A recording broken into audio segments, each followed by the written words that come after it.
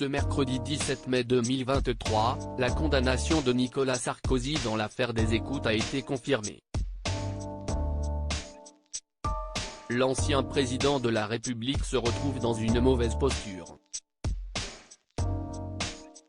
Ce mercredi 17 mai 2023, Nicolas Sarkozy a été condamné en appel à Paris à 3 ans d'emprisonnement dont un an ferme à exécuter sous bracelet électronique pour corruption et trafic d'influence. L'ex-président va former un pourvoi en cassation, a annoncé dans la foulée son avocate Jacqueline Lafont. Nicolas Sarkozy est innocent des faits qui lui sont reprochés. Nous irons jusqu'au bout du chemin judiciaire, a-t-elle confié, parlant d'une décision stupéfiante. Nicolas Sarkozy est ressorti de la salle d'audience sans faire de déclaration.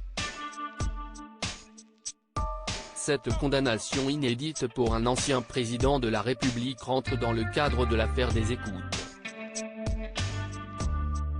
La Cour d'appel a également prononcé une interdiction des droits civiques de 3 ans pour Nicolas Sarkozy, ce qui le rend ainsi inéligible. À ses côtés, son avocat Thierry Herzog ainsi que l'ancien haut magistrat Gilbert Azibert qui ont eux aussi été condamnés. Le premier ne peut d'ailleurs plus exercer son métier d'avocat durant 3 années. Une lourde condamnation. La Cour d'appel est allée au-delà des réquisitions du parquet général lors du procès en appel en décembre 2022. En effet, 3 ans de prison totalement assortis du sursis avaient été requis. Mais selon la présidente de la Cour d'appel, le statut des 3 prévenus, tous 3 professionnels du droit, n'a pas joué en leur faveur. Messieurs Herzog et Sarkozy sont avocats, Monsieur Azibert est un spécialiste de la procédure pénale. Aucun des 3 ne peut prétendre d'une méconnaissance des infractions commises, a déclaré Sophie Clément. Pour rappel, cette condamnation fait écho à l'affaire dite des écoutes, aussi appelée Bismuth. En effet, fin 2013, des juges d'instruction décident de brancher les 2 lignes téléphoniques de Nicolas Sarkozy. Ils découvrent par la même occasion que l'ancien chef de l'État possède une 3e ligne officieuse.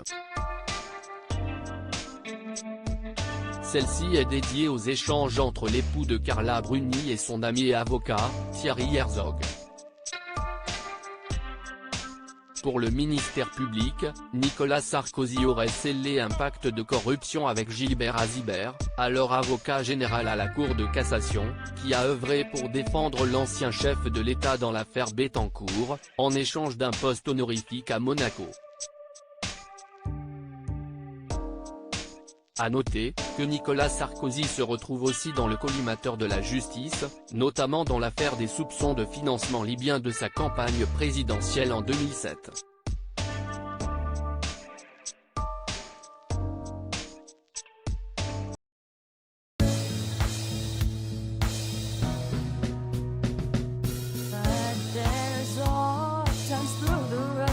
I think you've got